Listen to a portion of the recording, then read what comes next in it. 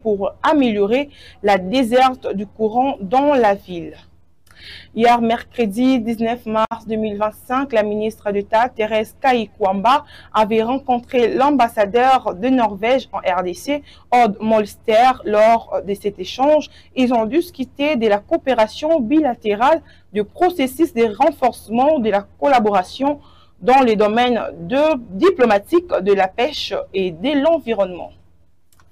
C'est jeudi 20 mars 2025, la ministre d'État Thérèse Kayi-Kwamba a reçu Alison King, l'ambassadrice de la Grande-Bretagne en RDC. Le point abordé sur cette rencontre est la suivante.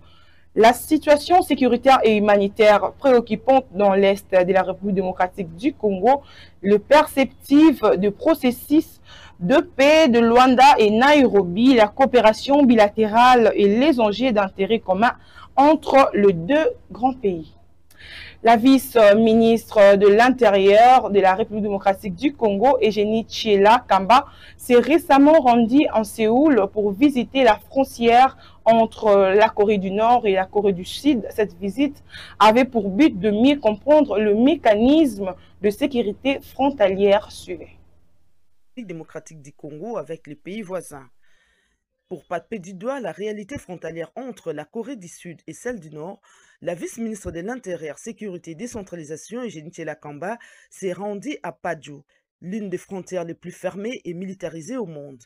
Fruit de la guerre froide et de la guerre des Corées comme celle imposée à la RDC par le Rwanda et ses supplétifs du M23, elle demeure encore aujourd'hui un abcès de fixation des tensions régionales, continentales et mondiales. Après avoir traversé le fleuve Anekonga grâce à une tyrolienne touriste, le numéro 2 de la territoriale n'a pas voulu rater un seul instant pour comprendre le mécanisme efficace mis en place par l'État coréen du Sud pour la sécurité de ses frontières maintenant plus de 50 ans.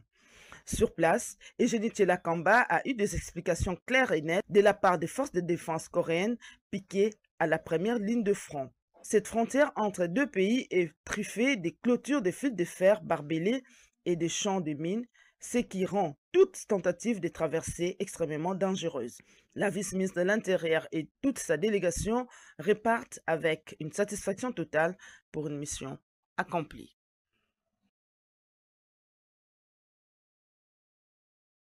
Plateforme de la majorité présidentielle, la rencontre entre le président Tshisekedi et Kagame suscite optimisme et espoir. Le député Willy Mouchiki estime qu'il faut capitaliser cette rencontre au lieu de se lancer dans des discours de haine. 65 ans après l'indépendance de la République démocratique du Congo, les magistrats vont désormais avoir une assurance santé grâce à la volonté politique du président de la République démocratique du Congo, Félix-Antoine Tshisekedi, le chef de l'État, et de la bonne gestion de la présidence du Conseil supérieur de la magistrature. Pas d'école, Saban, la caravane du service national s'est arrêtée hier mercredi 19 mars 2025 à l'Institut scientifique et technique de Ngiringiri où le général Jean-Pierre Kassongo Kabwik avait remis 6 sabons pupitres produits par des ex-colonels suivis. Nous sommes à Kinshasa, à croire que c'est ici que l'expression étudier à même le sol tire son origine. L'Institut scientifique et technique de Ngiringiri est dépourvu de tout. Au-delà de l'absence des bancs, ce sont des centaines d'enfants qui ont été sortis du circuit scolaire, faute des conditions adéquates de l'enseignement. Mais ce mercredi 19 mars 2025, un basculement dans le banc vient d'être amorcé. C'est signé Service National. 600 bancs pupitres fabriqués par des ex-colonels. Et voilà le sourire et l'espoir renaître pour toute une génération. La joie manifestée par les élèves vient booster la détermination du commandant du service national. Vous avez suivi le préfet de l'école parler de 10 000 élèves qui fréquentaient cette école à une certaine époque. Aujourd'hui, il y a moins de 2 000 pour la simple raison que l'école n'avait plus de bancs. Aujourd'hui, le service national vient d'apporter 600 bancs.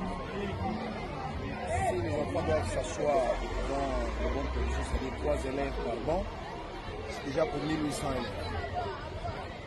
Nous allons fournir les efforts pour que dans les tout prochains jours, on rajoute encore le manque.